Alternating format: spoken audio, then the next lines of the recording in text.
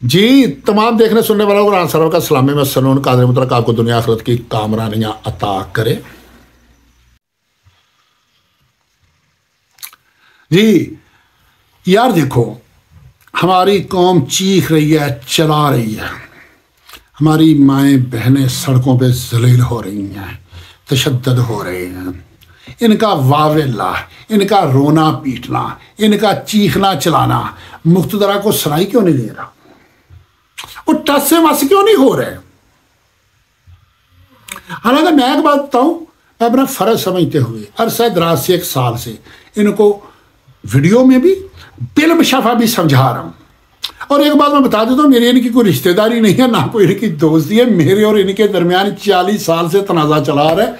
और जब जो फरीक बिलबशाफा हो ना, तो जब वो किसी के साथ कुछ करते करते थक जाते हैं ना, फिर वो थक के पता क्या कहते हैं कि वो थोड़ा सा नरमी पे आ जाते हैं कि यार इसके साथ हमने हर अरबा इस्तेमाल कर रही है, ये बाज तो नहीं आ रहा।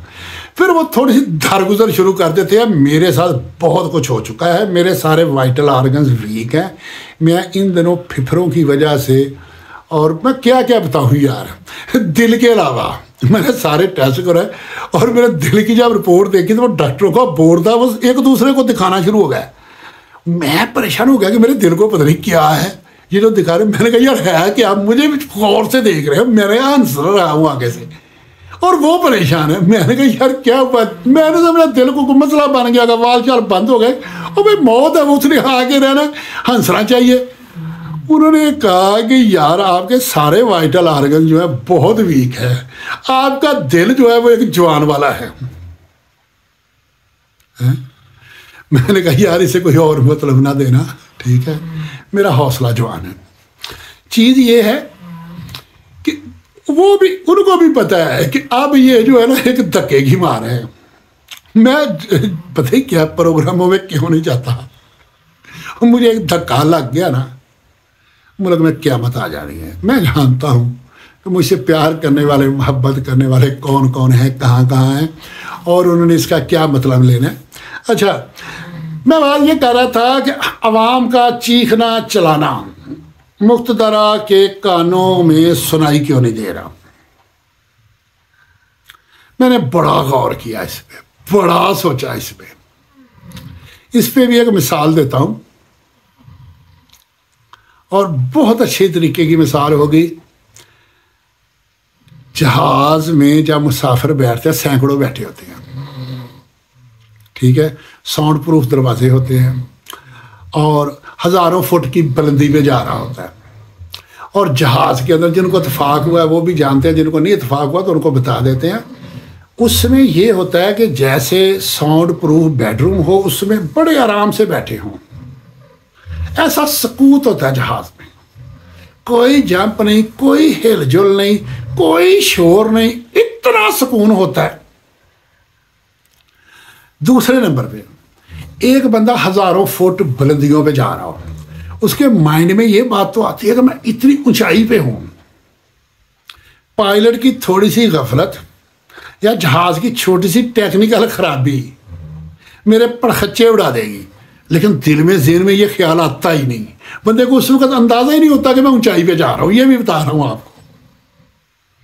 वो हमारे बड़े बूढ़े जो है ना, वो एक मिसाल दिया करते थे, जब किसी ने कोई बेवकूफ़ियाँ करनी ना, हालात से कता नज़र उसने चलना और मुतज़ाद चलना, तो उसे कहना ये हवा के घोड़ों पे सवार है, और ये हवा के घोड़े यही जहाज़ है। और एक बात बताऊं, जहाज के अंदर जितना सकूत होता है ना, जहाज के बाहर इतना शदीद शोर होता है, इतनी स्पीड से वो हवा को चीरता हुआ जब जा रहा होता है, और उसके पंखे इतनी स्पीड से चल रहे होते हैं, जो आलात के जरिए से उसके कुर्बो जवार का जो पता चलाया जाता है, जो साइंसदान या टेक्निकल हजरात जो चेक करते हैं,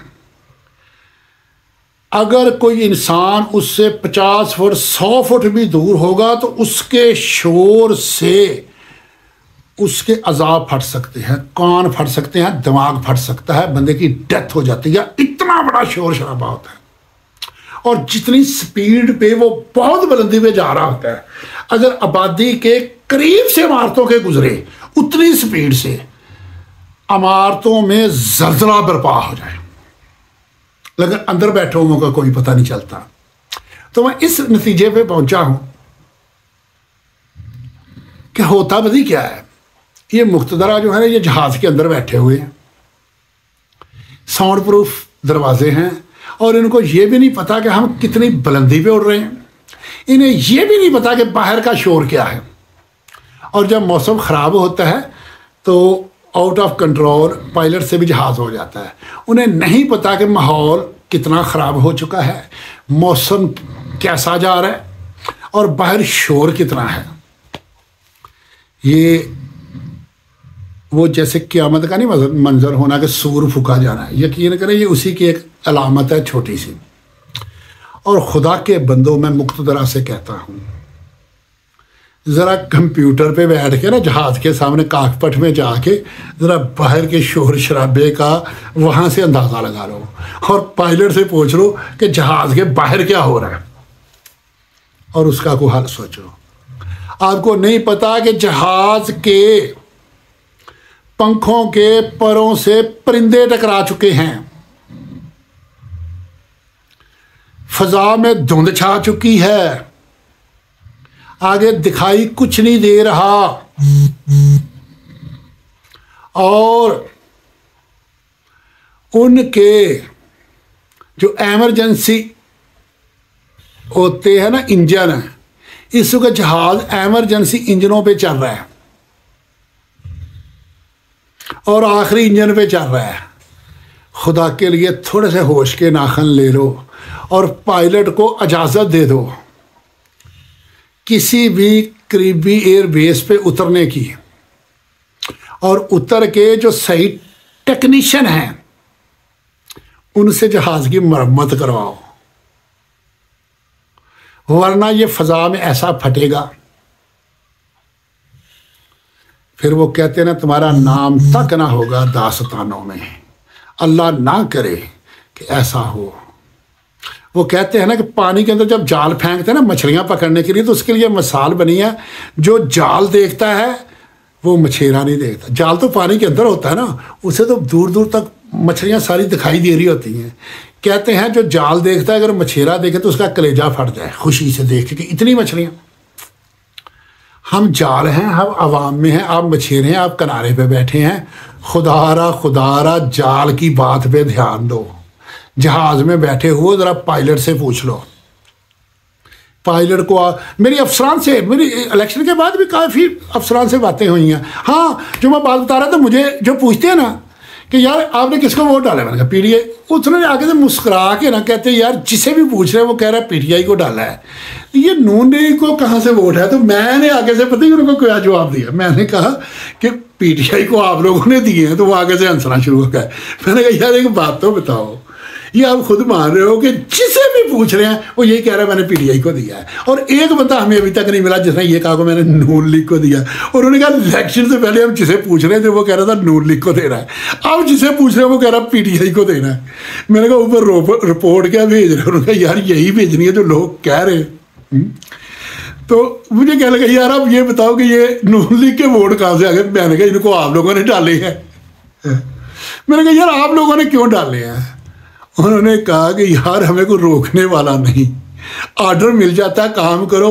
अब हम दाएं बाएं देखते हैं कि कोई आके हमें रोके और हम रुक जाए, हमें रोकता कोई नहीं। और इस बात का मतलब तो क्या है, ये जो इलेक्शन के आखिरी दिनों में चीखता रहा हूँ और इलेक्शन की रात मैं बहुत ही घुमा फिरा हूँ, और मैं 3, 4, 5 वीडियो बना के कहा कि निकल आओ मैदान में, निकल आओ मैदान में। मैं 2 दिन में वीडियो बना के 2001 की डिटेल बताऊंगा कि मैंने वो कैसा प्लान किया था और किस तरीके से हर चीज़ को मैंने ऐसे साफ कर दिया था, और आप लोग भी कर सकते थे। और मैं बड़ा चीखा इलेक्शन वाले दिन शाम को, मैं एक के दफ्तरों में गया और आगे से बाज़ उम्मीदवार अपने ढेरों पे मौजूद नहीं थे और मैं उनको फ़ोन कर रहा था, खुदा के बंदो अवाम आपके साथ है, इसे लो और RO ऑफिस का जाके गिराव करके बैठ जाओ और वहाँ से नोटिफिकेशन लेके आ जाओ। KPK में क्या हुआ है, जो ही इलेक्शन का अमल मुकम्मल हुआ, रिजल्ट लिया, वो अवाम को लेके RO ऑफिस पहुँच गए हैं पूरे KPK वाले और उनको रिजल्ट मिल गया है। यही बात मैं आपको कहता रहा हूँ, अगर काश आप करते तो ऐसा ना होता। लेकिन मुक्त तरह से मैं कहता हूं कि खुदा के लिए ज़रा काकपट में जाके उसे तो पूछो कि यार अंदर का माहौल तो पुरसकून है, बाहर की फिजा कैसी है और बाहर का मौसम कैसा है और तेरी रिक्वायरमेंट क्या है। वो डरा हुआ है कि मुझे जूते ना पड़े, वो आगे से बता नहीं रहा, उसे कहो यार डर खौफ छोड़ दे, पायलट से कहो सच सच बता दे, फिर वो आपको कहेगा कि मुझे अभी हंगामी लैंडिंग करनी होगी और किसी परफेक्ट इंजीनियर से इस जहाज की मरम्मत करनी होगी, फिर टेक ऑफ करूंगा और मंजिल तक पहुंचा दूंगा। मेरा ख्याल इतने इशारे ही काफ़ी हैं। कुछ जुगनू सतारा संभाल रखना, मेरे अंधेरों की फिक्र छोड़ो, बस अपने घर का ख्याल रखना। अल्लाह।